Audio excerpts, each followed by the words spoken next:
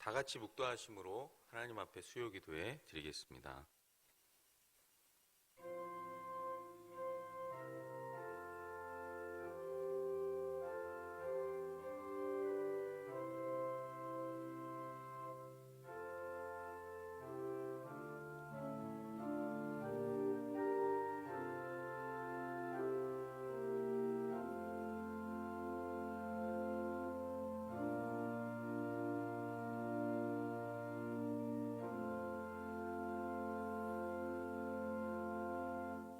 사랑과 은혜가 풍성하신 하나님, 모든 찬양과 경배와 영광을 올려드립니다.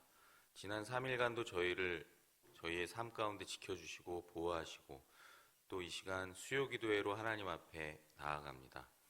영상으로 비대면으로 드리는 예배지만 예비하신 은혜로 함께 하셔서 이 시간 영과 진리로 하나님 받으시기에 합당한 예배 드리는 거룩한 시간 되게 하여 주옵소서. 모든 예배의 시종을 삼위 하나님께 의탁드리오며 존귀하신 예수님의 이름으로 기도드립니다. 아멘. 찬송가 299장 하나님 앞에 찬송하시겠습니다.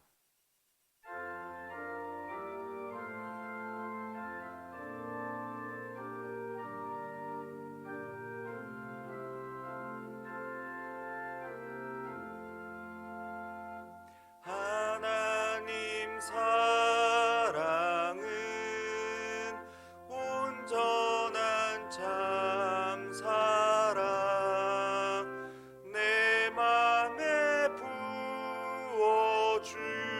부어주시사 충만케 하소서.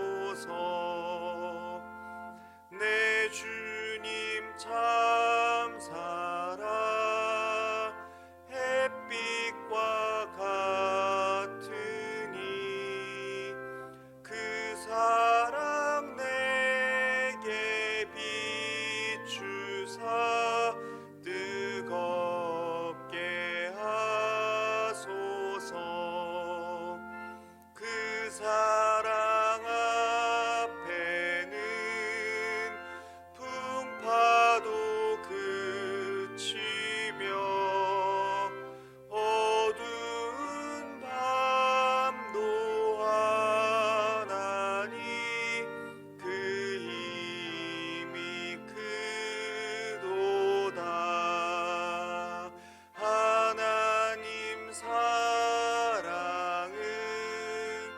온전한 참 사랑 내 맘과 영에 채우사 새 힘을 주소서.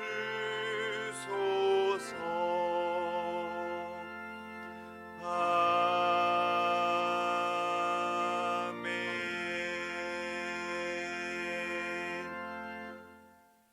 오늘 우리에게 주시는 하나님의 말씀은 구약성경 호세아 6장 1절에서 11절 말씀입니다.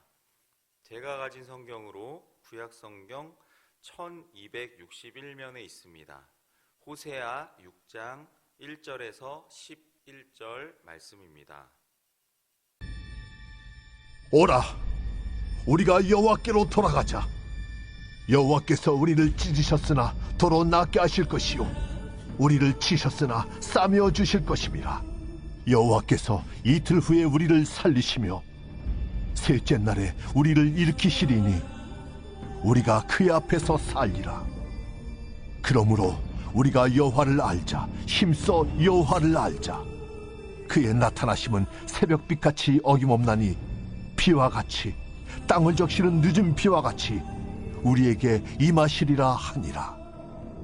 에브라임아, 내가 내게 어떡하랴? 유다야, 내가 내게 어떻게 하랴? 너희의 인애가 아침 구름이나 쉬 없어지는 이슬 같도다. 그러므로 내가 선지자들로 그들을 치고 내 입의 말로 그들을 죽였노니 내 심판은 비처럼 나오느니라. 나는 인애를 원하고 제사를 원하지 아니하며 번제보다 하나님을 아는 것을 원하노라. 그들은 아담처럼 언약을 어기고 거기에서 나를 반역하였느니라. 길앗은 악을 행하는 자의 고울이라 피 발자국으로 가득 찼도다. 강도 때가 사람을 기다린 같이 제사장의 무리가 세겜 길에서 살인하니 그들이 사악을 행하였느니라. 내가 이스라엘 집에서 가증한 일을 보았나니 거기서 에브라임은 음행하였고 이스라엘은 더럽혀졌느니라. 또한 유다여, 내가 내 백성의 사로잡힘을 돌이킬 때에 내게도 추수할 일을 정하였느니라. 예, 성도 여러분, 오늘은 호세아 선지자에 관해서 우리가 함께 살펴보려고 합니다. 호세아서를 통해서 또 하나님 주시는 귀한 음성 살펴보길 원합니다. 자, 인적 사항을 먼저 보겠습니다. 자, 인적 사항으로는 호세아라는 이름의 뜻은 여호와여 구원하소서라는 뜻입니다. 그래서 똑같은 의미의 이름이 여호수아가 있고요. 이게 신약으로 넘어오면 예수님의 이름 예수가 세 가지가 똑같이 다 구원하소서라는 뜻이에요. 그러니까 여호수아, 호세아, 예수 다 똑같은 이름이라고 보시면 됩니다. 이사갈의 21대 손, 이사갈 지파, 그러니까 이사갈 지파예요. 21대 손 부엘리의 아들. 자, 북왕국 이스라엘 출신으로 여로보암 2세 때 북이스라엘이 정치, 경제, 군사적으로 가장 강력했을 때 활동했고요. 음녀 고멜의 남편, 이건 이제 하나님이 명하셔서 음녀 고멜의 남편이 됩니다. 고멜과의 관계를 통해서 이스라엘, 로루하마, 로함미 이 세 자녀를 두는데 이름의 뜻은 이제 성경을 보시면 다 나와 있어요. 자, 그다음에 이제 시대적 배경을 보겠습니다. 자, 북왕국 이스라엘 선지자 호세아가 활동하던 시대가 여로보암 2세 통치 말기 무렵입니다. 자, 이때는 북이스라엘 수도 사마리아가 이제 아수르에 의해서 함락당하기 직전까지 기간입니다. 아수르를 통해서 북이스라엘이 멸망당했죠. 이때 아수르가 고대 근동 최강 대국으로 이제 서서히 부상하고 있던 때였는데 아수르 다음에 이제 바벨론이 통치를 제국의 패권을 갖는 거고요. 그 전에 아수르의 제1의 공격이 목표가 된 지역이 아람이에요. 아람. 수리아라고 불리는 아람이라는 나라였는데 그래서 그동안 이 남북 이스라엘 두 왕국 계속해서 괴롭혔던 이 아람이 그 아수르의 공격으로 급격히 이제 쇠약해집니다. 그 틈을 타서 아람의 눈치를 보던 북이스라엘 여로보암 2세가 아수르한테 한번 당하더니 아람이 약해졌네. 그래가지고 그 공격해서 그 당시 아람의 수도가 다메섹. 나중에 바울이 예수님 만나고 이제 다메섹 가던 길에 회심하게 되죠. 그 다메섹, 다른 이름은 다마스커스, 거기를 정복하고 영토를 확장시킴으로써 지게가 이제 하마덕이, 그 다음에 이제 통일왕국 다윗 솔로몬 이후 최고의 정치 경제적 번영을 누리던 시절이 되었습니다. 그렇지만 이렇게 정치 경제 군사적으로는 크게 번영을 누렸지만 자, 내부적으로 영적으로 신앙적으로는 크게 부패해서 하나님을 쫓아 이제 떠나서 쾌락을 쫓아다니는 이런 시절이었고, 더 나아가서는 패역한 행위 여러 가지, 뭐 패역한 행위 보시면 다 나오는데 우상 숭배하고 여러 가지 잡다한 그런 그 불량스러운 행위를 서슴지 않았습니다. 자, 이런 상황 속에서 선지자 호세아가 다가올 하나님의 심판과 또 포로 생활에 대한 예언을 선포하면서 회개를 촉구하게 되는데, 근데 이스라엘이 회개는커녕 더욱 하나님 앞에서 이렇게 패역함을 일삼아서 결국 멸망을 당해요. 아수르에 의해 수도 사마리아가 함락되고 백성들이 포로로 끌려가는 신세가 되고 맙니다. 자, 이런 시대적 배경에서 활동한 선지자가 호세아입니다. 자, 주요 생애를 살펴보시면 소명 이전에 하나님의 소명을 먼저 받고요. 그 다음에 소명 받고 나서는 하나님께서 자, 너 가서 음녀 고멜과 결혼해라, 이렇게 좀 순종하기 어려운 이런 것들을 선지자 하나님의 종들한테 많이 명하시는데 결국 결혼해요. 근데 결혼해서 3남매를 낳았는데 계속적으로 이 고멜이 남편인 호세와 아이들을 놔두고 계속 바깥으로 돌면서 또 음행을 합니다.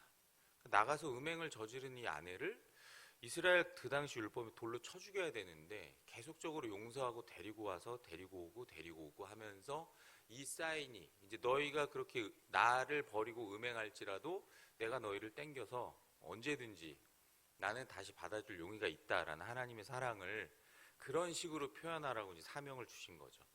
감당하기 힘든 사명이긴 했지만 호세아가 잘 순종을 합니다. 그러고 나서는 백성을 향한 회개 촉구미 심판을 예언하고요. 돌아오지 않을 때는 하나님이 치실 것이다. 자, 이렇게 이제 얘기를 하고 그 다음에 호세아서를 기록하는 걸로 이 생애를 마칩니다. 자, 성품을 보시면 이제 이스라엘 향한 하나님의 그런 사랑, 자기 가정 안에서 몸소 실천한 사랑과 연민이 넘치는 성품의 소유자. 자, 하나님의 말씀에 순종했지만 그 순종하면서 또 그 하나님의 사랑으로 여호와 하나님께서 명하신 그 사랑으로 고멜을 끝까지 사랑했고요. 자, 거듭해서 배반한 이 음부 고멜을 거부하지 않고 다시금 아내로 받아들인 인내와 긍휼이 충만했고, 또 하나님 뜻 전하기 위해서 자기 가정의 고통을 기꺼이 감수한 점으로 봐서 순종과 희생 정신이 투철했고, 또 불우한 가정 속에서도 끝까지 선지자로서의 사명을 잘 감당한 것을 볼 때 맡은 바 성실하고 사명이 강한 사람이었습니다. 가장 중요한 건 뭐냐면 하나님께 받은 사명이 있으면 주의 종들은 이렇게 순종했다라는 거예요. 마찬가지로 성도들도 주님 말씀하시면 내가 나아가리다, 주님 말씀하시면 내가 멈춰서리다, 우리 이 찬양 부르는 그 고백처럼 하나님의 말씀에 순종할 수 있는 그런 성도들이 되어야 할 것입니다. 자, 구속사적 지위를 보겠습니다. 이게 제 설명을 안 해드린 것 같아가지고, 이 구속사적 지위가 뭐냐면 성경 전체를 봤을 때 하나님의 구원 이야기, 구원 드라마라는 이야기를 많이 합니다. 그래서 이 성경에서 주인공이 누구냐? 예수 그리스도라고 얘기를 하죠. 그래서 구약은 오실 예수 그리스도에 대한 이야기, 그 다음에 신약은 이 땅에 오신 예수 그리스도, 그리고 승천하셔서 나중에 다시 오실 예수 그리스도에 관한 이야기다, 이렇게 얘기를 해요. 그래서 이 중심적 축을 이루는 성경의 가장 중심 사상이 예수 그리스도, 하나님 나라입니다. 자, 근데 그 관점, 하나님이 구원하시는 그 관점에 비춰 봤을 때 성경 66권에 나오는 이런 여러 인물들이 구속사적으로 봤을 때 어떤 위치를 갖느냐라는 뜻이 이 구속사적 지위예요. 여러 사람들이, 하나님께서 사용하신 여러 선지자나 이런 사람들이 예수 그리스도를 예표하는 사람들이 많습니다. 성경을 보시면 그런 의미로 이해하시면 됩니다. 자, 첫 번째 이 호세아의 구속사적 지위는 심판과 회복의 메시지 전파를 통해 회개를 촉구함으로써 패역한 이스라엘 백성과 하나님 간의 화목을 도모한 중보자의 역할을 감당한, 자, 이는 죄인인 우리 인간과 하나님 사이에 유일절대하신 중보자이신 딱 한 명의 유일한 중보자라고 얘기를 하죠. 그래서 어떤 교단에서는 중보 기도라는 표현도 맞는 게 아니다라고 얘기를 하는 데도 있어요. 우리는 그냥 흔히 쓰니까 중보 기도는 예수님께만 가능한 표현이다라고 얘기하는 교단도 있어요. 그런데 절대 중보자이신 예수 그리스도의 예표가 된다. 인간과 하나님 사이에 중보가 되시는 분은 하나님 한 분뿐이다. 뭐 이렇게 보시면 되고요. 두 번째, 음녀인 고멜에 대한 호세의 사랑이, 자, 불의한 선민 이스라엘에 대한 하나님 절대적 사랑을 상징한다. 그래서 예수 그리스도의 십자가 사건을 통해서 이런 죄인인 우리 인간에 대한 하나님의 사랑의 최절정을 보게 되는, 보여주는 그런 장면이고요. 세 번째, 부패한 백성을 향한 회개 촉구의 사역을 통해 불의한 세상 속에서 오늘날을 살아가는 우리 성도들이 감당해야 하는 선지자적 사명을 일깨워줍니다. 그러니까 복음을 전하고 죄에서 돌이키고 하나님을 믿어라 라는 사명을 감당하라는 그런 의미로 받아들이시면 되겠습니다. 자, 그래서 오늘도 세 가지 교훈을 함께 보려고 하는데, 첫 번째 교훈입니다. 자, 이 오늘 본문 6장 1절에서 11절을 기초해서 세 가지 관점을 보려고 합니다. 교훈을. 첫 번째로는 우리를 사랑하신 하나님께 돌아가야 한다. 여러분, 우리가 죄를 지었으면 하나님께로 돌아가야 되죠. 6장 1절 2절에 이렇게 되어 있어요. 오늘 본문 1절 2절. 오라 우리가 여호와께로 돌아가자. 여호와께서 우리를 찢으셨으나 도로 낫게 하실 것이요 우리를 치셨으나 싸매어 주실 것임이라. 여호와께서 이틀 후에 우리를 살리시며 셋째 날에 우리를 일으키시리니 우리가 그의 앞에서 살리라. 자, 이 호세아서 전반부가 1장부터 3장까지고 14장으로 되어 있는데 4장부터 14장이 후반부예요. 후반부는 대체로 이스라엘의 심각한 타락에 대한 지적과 경고, 그리고 돌아오면 용서해 주시고 회복시키실 것이다 라는 내용을 담고 있습니다. 그래서 이 앞에, 본문 앞에 나온 5장에서는 자, 여호와께서 북이스라엘을 사자처럼 찢으시고 전염병으로 너희를 칠 것이다 라고 선포하시는데, 오히려 본문인 6장에서는 그렇지만 돌아오면 이스라엘을 찢으셨고 전염병으로 찢으셨지만 다시 낫게 하실 것이고 병들었지만 살리시고 일으키실 것이다 라는 것을 선포하는 그런 내용입니다. 마찬가지죠. 우리 가장 중요한 게 뭐예요? 우리가 힘들 때, 우리가 죄를 짓고 있는 줄도 모르는 그런 삶을 살아가고 있을 때, 한 가지로 말하자면 하나님을 멀리하고 있을 때, 그게 죄의 상태입니다. 하나님과 멀어진 상태가 죄에 거하는 상태라고 보시면 돼요. 하나님과 가까이 있으면 죄와 멀어진 상태, 하나님과 멀어지면 죄와 가까워 있는 상태. 자, 그런 상태에서 우리가 가장 먼저 생각해야 될 것이 무엇일까요? 하나님께로 돌아가야 한다라는 걸 깨달아야 됩니다. 여러분, 신약 성경에 나오는 그 탕자 이야기 한번 생각해 보세요. 탕자가 먼저 아버지한테 그 유산 땡겨 받아가지고 흥청망청 살다가 다 날리고 돼지 그 쥐염 열매 주워 먹고 있을 때, 내가 왜 이렇게 됐을까 후회하면서 누굴 떠올립니까? 내 아버지한테 돌아가야겠다라는 걸 생각하죠. 그런데 내가 어떻게 아버지한테 돌아갈 수 있을까 하다가 내린 결론이 뭐예요?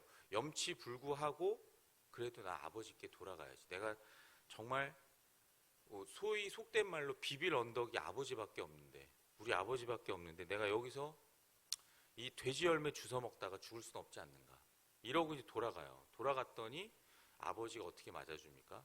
막 잔치해라 뭐 이러고 목욕시키고 깨끗한 새 옷 입히고 막 그러니까 큰아들이 막 화내죠. 어찌 됐건 간에 가장 중요한 게 뭐예요? 우리가 돌아가야 된다라는, 하나님한테 돌아가야 된다라는 생각을 항상 하고 있어야 된다는 거예요. 우리가 탕자처럼 최후의 비빌 언덕이 정말 다 죽어갈 때, 비참하게 다 죽어갈 때 그나마 기대고 비빌 언덕이 누구라고요? 살아계신 우리의 아버지 하나님이시라는 사실을 잊지 마셔야 됩니다. 기억하고 중요한 게 뭐예요? 체면을 내세우면 안 돼요. 다 내려놓고 염치불구하고 우리 찬송가처럼 천부여 의지 없어서 손 들고 옵니다. 그 찬송가 가사처럼 손 들고 그냥 가는 거예요. 염치불구하고. 내가 이런데 내가 어떻게 가겠냐. 자존심 내세우실 필요 없어요. 하나님 앞에서는. 그냥 돌아가셔야 돼요. 돌아갈 때는. 내가 이런데 정말 내 상황이 이래서 하나님 앞에 나아가기가 뭐하다. 이런 식으로 하면 평생 하나님께 돌아가기 어렵습니다. 여러분이 갖고 있는 자존심, 그런 체면 다 내세우다가는 하나님한테 돌아갈 기회를 놓치실 수도 있다는 사실을 기억하셔야 돼요. 돌아가야지라고 생각할 때 돌아가셔야 됩니다. 더 돌아가셔야 돼요. 뻔뻔하지만 염치 없지만 가셔야 됩니다. 하나님 아버지께. 이게 중요합니다. 자, 우리 두 번째로 뭐예요? 두 번째로 한번 생각해 볼 교훈은 변함없이 신실하신 하나님을 바라보자라는 거예요. 자, 우리 3절 후반부 보시면 그의 나타나심은 새벽빛같이 어김없나니 비와 같이 땅을 적시는 늦은 비와 같이 우리에게 임하시리라 하니라. 이렇게 되어 있어요. 여기서 하나님의 나타나심이 새벽빛같이 어김없다. 새벽빛이 뭐예요? 자, 밤이 되면 새벽이 오죠. 또 그 다음날 밤이 되면 또 새벽이 옵니다. 이거는 하나님께서 변함없이 영원하시다라는 그 뜻을 의미합니다. 그리고 비와 늦은 비는 하나님께서 내려주시는 은혜와 축복을 상징하는 표현인데요. 자, 이스라엘에서 보통 이른 비가 10월에서 그 다음에 2월까지 내리는 그 강수량이 많은 비로 곡식 파종에 매우 필요한 비를 의미하고요. 늦은 비라고 하는 게 3월과 4월 사이에 내리는 비고 그 추수하기 전에 곡식을 알맞게 여물게 하는 유익한 비를 의미합니다. 자, 이와 같은 비유가 뭐냐 하면 이런 햇빛과 이른 비, 늦은 비처럼 하나님께서는 우리에게 변함없이 그냥 때가 되면 이른 비와 늦은 비로 이렇게 복을 주시는 것처럼 그게 내리는 것처럼 변함없이 신실하시고 가장 필요한 순간에 적절하게 우리에게 은혜와 복을 주시는 분이다 라는 걸 나타내는 표현이에요. 우리가 세상 살아가면서 여러 가지 힘들고 어려울 때 간절히 기대하며 소망하는 여러 가지가 있습니다. 자, 건강, 물질, 자녀, 직장, 인간관계, 지금 코로나 같은 상황에서는 빨리 이 상황이 정리가 되고 원래대로 돌아가서 우리의 모든 그런 경제적이나 또 사회적이나 가정적이나 여러 가지 이런 상황들이 좀 원래대로 돌아왔으면 좋겠다라는 걸 기대하죠. 자, 그렇지만 가장 중요한 게 뭐예요?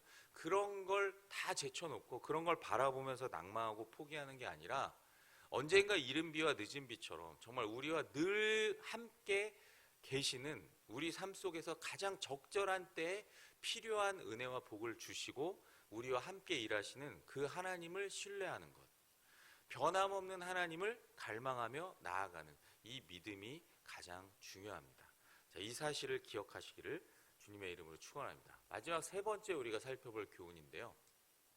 자, 이게 힘써 여호와를 알자. 여기 3절에 보세요. 그러므로 우리가 여호와를 알자. 힘써 여호와를 알자. 여호와를 알자에서 알자라는 원어가 그냥 지식적으로 아는 것뿐만 이야기하는 것이 아니라 인격적 경험적 지식을 통해 함께 아는 것을 포함하고 있는 내용입니다. 그러니까 율법과 선지자들의 가르침을 통해서 얻는 그런 하나님에 대한 지식뿐만 아니라 개인적인 관계를 통해서 얻는 인격적인 친밀함 모두 포함하는 그런 단어입니다. 자, 예를 들어서 성도 여러분, 제가 여러분의 그 주소, 연락처, 가족관계 이 정도 인적사항 안다고 해서 여러분 잘 안다고 제가 말할 수는 없을 겁니다. 자, 그럼 뭐가 잘 안다는 걸까요? 어떤 성도님과 만나서 뭐 아니면은 함께 여러 오랜 시간 동안 이야기 나누고 뭐 진짜 그분이 좋아하는 일이 뭐고 살아온 환경은 어떻고 뭐 요즘 어떻게 지내고 뭐 자녀는 어떻고 뭐 힘든 일이나 기도 제목은 과연 어떤 것인지 뭐 사소한 습관이나 뭐 이런 기호는 어떤 것인지 이런 것들에 대해서 뭐 여러 가지 속 깊은 대화와 시간, 진심을 담아서 그런 소통하고 주고받는 관계를 통해서 세세한 부분들까지 안다라고 해야 어느 정도 그분에 대해 안다라고 말할 수 있을 것입니다. 마찬가지로 우리가 하나님과 안다, 하나님을 알자라는 것도 성경에 나와 있는 지식에만 그쳐서 하나님을 알아서는 안 되고 매일매일 그런 말씀 묵상과 기도를 통해 진실하게 하나님과 교제하는, 그러니까 물론 여기서 이제 선포되어지는 그런 말씀이나 예배나 여러 가지를 통해서 공적인 시간을 통해서도 하나님과 만나겠지만 여러분 개개인으로 정말 깊이 교제를 할 수 있는, 자, 그래야 하나님 아버지의 마음을 깨달아 알 수 있게 될 것입니다. 성도 여러분, 한번 잘 생각해 보십시오. 성경을 읽으실 때 과연 내가 이 성경, 창세기가 처음 시작하고 요한계시록이 끝에 있지, 성경은 66권이지 그러면서 읽어 내려가시잖아요. 그럼 내가 과연 이 성경에 대해서 아는 건지, 이 성경을 통해서 말씀하시고 역사하신 하나님을 아는 건지 잘 구분하셔야 됩니다. 그리고 우리가 찬송 부를 때 나 이 찬송가 알아 라고 부르는 건지 아니면 이 찬송을 통해 정말 이 영광 받으시는 하나님을 알고 만나고 있는 건지, 기도할 때 그냥 내 기도 제목만 막 쏟아붓고 중언부언하는 건지 정말 그 깊은 기도를 통해 응답하시고 간섭하시고 우리와 함께 역사하시는 하나님을 알고 알아가고 만나는 건지에 대한 분명한 차이가 있다는 사실을 기억하셔야 됩니다. 지금은 저희가 비대면으로 예배 드리고 있지만 이 예배 드리는 것도 마찬가지죠. 대면에서 예배를 드릴 때, 이 자리에 나와서 예배 드리실 때 예배 드리는 시간 11시, 그리고 예배는 이렇게 이 순서에 따라서, 주보에 나온 순서에 따라서 예배는 이렇게 드리면 되지 라고 그 예배 시간과 방법을 아는 건지, 정말 우리의 예배를 받으시는 삼위일체 하나님을 아는 건지를 잘 생각해 보셔야 됩니다. 그래서 그 하나님을 알기 위해서는 정말 알자, 깊은 인격적인 관계까지 들어가는 그 알자의 단계가 필요한데요. 앞에 뭐라고 또 강조를 하냐면 그리고 힘써 이렇게 되어 있습니다. 그러므로 우리가 여호와를 알자, 힘써 여호와를 알자. 여기서 힘써라는 단어는 최선을 다해 뒤쫓아가다, 따라가다라는 의미입니다. 그러니까 적극적이고 능동적인 신앙이에요. 그러니까 수동적이고 그냥 받는 피동적인 신앙이 아니라, 소극적인 신앙이 아니라 적극적으로 능동적으로 최선을 다해서 정말 릴레이, 여러분 달리기 릴레이 경주 보시면 마지막 주자가 막 이렇게 먼저 치고 나가는 주자가 있으면 그 뒤쫓아가는 주자가 정말 이를 악물고 쫓아가는 것처럼 그렇게 하나님을 쫓아가는 모습을 나타내는 표현입니다. 힘써 여호와를 알자라는 이 말은 뭐예요? 우리가 하나님과 정말 인격적인 깊이 있는 관계를 맺을 때까지 알고 그분을 최선을 다해 쫓아가자, 이걸 의미합니다. 세상을 살아가면서 바쁘시죠. 요즘같이 힘든 시절 더 분주합니다. 이 분주하게 살면서도 가장 중요한 것이 뭐예요?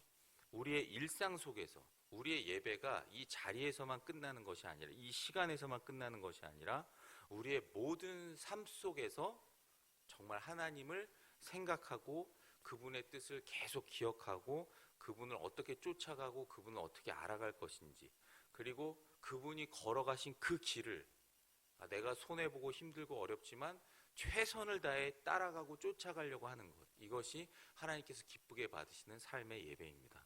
그러한 삶의 모습이 하나님께서는 비단 우리가 예배드리는 이 시간과 공간뿐만 아니라 우리의 가정, 그리고 우리의 일터, 그리고 우리를 둘러싼 모든 삶의 인간관계 속에서 그것이 은혜와 복으로 나타나길, 그런 삶을 살아가기를 누구보다도 간절히 원하십니다. 오늘 본문 6절 보시면 더 강조를 하세요. 나는 인애를 원하고 제사를 원하지 아니하며 번제보다 하나님을 아는 것을 원하노라. 자, 이게 무슨 말씀이에요? 자, 너희들을 회복시키실 것인데, 하나님께서 너희들을 반드시 회복시키실 것인데, 그때 회복돼서도 제대로 중심을 들여서 하나님을 예배하라는 뜻이죠. 하나님을 아는 것이 중요하다. 그러니까 형식적으로 무슨 소나 양 잡고 이때는 이 절기 때는 무슨 제사를 드리고 이때는 무슨 제사를 드리고 이런 거 잘 챙겨서 드린다고 하더라도 그 형식에 제사를 드리는 사람의 중심이 담겨 있지 않으면 그것은 하나님께 교제하는 것이 아니라 그냥 하나님 따로 나 따로 중간에 제사 따로 이 정도밖에 안 된다는 거죠. 여러분 창세기 4장에 가인과 아벨 이야기 잘 기억하실 겁니다. 둘이 제사를 드렸는데 아벨의 제사 받으시고 가인의 제사 받지 않으세요. 왜 그러셨죠? 드리는 제사 형식과 제물의 차이다 이렇게 주장하는 사람도 있는데, 가장 중요한 게 뭐예요? 제사를 드리는 사람의 중심이, 마음가짐이 틀렸다라는 거죠. 누가요? 가인이요. 그래서 받지 않으신 것이에요. 여러분, 우리가 사람과 사람이 만날 때는 자기 속마음을 숨길 수도 있습니다. 잘 표현하지 않을 수도 있어요. 내가 이 사람한테는 이 정도만 보여줘야지. 얼마든지 그럴 수 있어요. 근데 하나님과 만날 때는 그게 가능합니까? 안 돼요. 우리의 중심, 우리의 가장 깊은 속까지도 꿰뚫어 보시는 분이 살아계셔서 지금도 역사하신 하나님이십니다. 겉하고 속이 다른 경건의 모양만 가지고 나오는 그런 모습에 하나님은 결코 속지 않으시는 분입니다. 성도 여러분, 그래서 우리에게 필요한 것이 뭐예요? 그냥 한순간 막 뜨거워졌다가 사라지는 회개, 눈물, 예배가 아닙니다. 어렵고 힘들 때 정말 간절하게 막 기도하고 울면서 막 하나님께 나아오는 이런 것 때문에 막 하나님이 은혜 베풀어 주시고 그런 것처럼 행동할 때도 있지만, 그 시기가 지나고 나면 언제 그랬냐는 듯이 막 식어질 때도 너무 많습니다. 하나님을 정말 최선을 다해 쫓아간다는 것은, 예수 그리스도의 그 걸어가신 십자가를 지고 간다는 것은 이것저것 다 따라가는 가운데 그냥 예수님도 같이 한 겹가지로 따라가는 것이 결코 아닙니다. 그래서 하나님이 기쁘게 받으시는 회개와 예배는 우리 삶의 모습을 전적으로 바꾸는, 완전히 돌이키는 행위여야만 합니다. 중심을 꿰뚫어 보시는 하나님이시기 때문에 그냥 겉모습으로 드리는 예배, 기도, 찬송, 그리고 말씀, 하나님 결코 기쁘시게 할 수가 없어요. 중심이 담겨있지 않은 그런 모든 행위 가운데 하나님 역사하지 않으십니다. 제가 예전에 학부 때 철학과 다닐 때 동양철학 전공하신 교수님이 성경을 십독하셨어요. 근데 뭐라고 얘기하시는 줄 알아요? 내가 성경을 그렇게 열심히 읽어봤지만 구약에 나오는 여호와만큼 이렇게 잔혹한 신은 내 처음 봤다. 자기가 만들어 놓고 물로 다 죽이고 이게 무슨 신이냐. 신도 아니다 이거는. 성경을 10번이나 읽은 사람의 입에서 나오는 얘기가 그래요. 왜 그러죠? 그냥 성경을 책으로 읽었기 때문에 그렇죠. 마찬가지입니다. 이 사람이 성경을 읽으면서 살아계신 하나님과 교제를 했겠습니까? 저하고 엄청 논쟁을 했는데 제가 늦은 나이에 학교를 다녀가지고. 마찬가지예요. 성경을 10번을 읽어도 하나님을 모르는 사람이 있을 수도 있고, 단 몇 구절을 읽어도 그 안에서 하나님을 만나는 사람이 분명히 존재합니다. 이걸 기억하셔서 정말 힘써서 하나님을 알아가셔야 됩니다. 그 중요한 이유가 뭡니까? 오늘 7절에서 11절까지 나온 이유인데요. 쭉 보시면 하나님이 돌이키지 않으면 어떻게 하신대요? 심판하신다고 되어 있어요. 아담도 언급하고 길르앗, 그 다음에 제사장의 무리가 살인했다. 에브라임 뭐예요? 북이스라엘입니다. 유다, 남유다 얘기합니다. 너희 둘에게도 추수할 일을 정해 놓았다. 심판할 일이 있다라고 말씀하시는 겁니다. 하나님이 그래서 이 이스라엘 전역에 지명과 인명을 구체적으로 드러내시면서 너희들이 이런 패역한 일들을 해냈다. 정말 더 내가 지금 참고 있는데 돌아와라, 빨리. 돌아오라고. 결국 어떻게 됐습니까? 돌아오지 않아서 아수르한테 철저하게 패망합니다. 북이스라엘이. 여러분, 그렇기 때문에 하나님께 돌아올 때가 언제예요? 지금입니다. 말씀을 듣고 결단하는 건 그 즉시. 나는 조금 있다가. 여러분, 아까 말씀드린 탕자 한번 기억해 보세요. 탕자가 생각했죠. 염치불구하고 돌아가야 됩니다. 그래야 하나님을 힘써서 하는 시작이 거기서부터 출발해요. 계속 나는 지금 가면 안 될 것 같은데 라고 주저주저 하다가는 하나님께서 말씀하시는 이 북이스라엘이 아수르를 만나서 정말 어쩔 줄 몰라 하는 그런 상황이 우리에게 닥칠 수도 있습니다.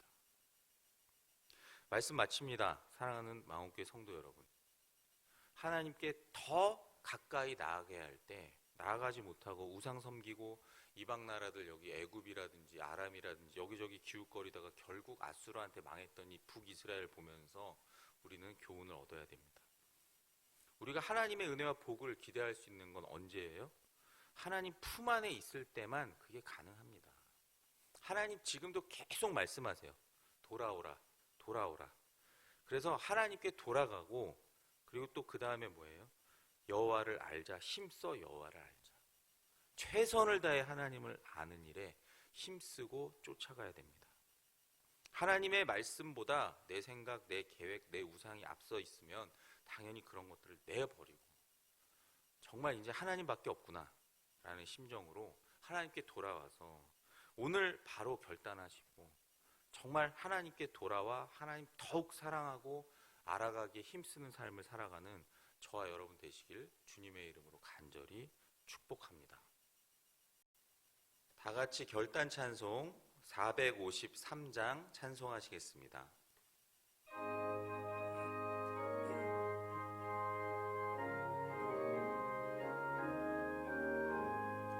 예수 더 알기 원하네. 크고도 넓은 은혜와 대속해 주신 사랑을 간절히 알기 원하네.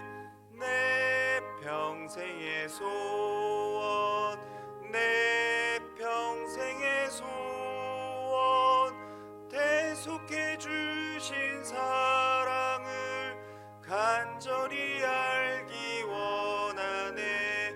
성령이 스승 되셔서 진리를 가르치시고 거룩한 뜻을 깨달아 예수를 알게 하소서. 내 평생의 소원, 내 평생의 소원, 대속해 주신 사랑을 간절히 알기 원하네. 성령의 감화 받아서 하나님 말씀 배우니 그 말씀 안절안절히 내 맘에 교훈 되도다. 내 평생의 소원, 내 평생의 소원, 대속해 주신 사랑을 간절히 알기 원하네. 예수가 계신 보좌는 영광에 둘려 있도다. 평화의 왕이 오시니 그 나라 왕성하도다. 내 평생의 소원, 내 평생의 소원, 대속해 주신 사랑을 간절히 알기 원하네.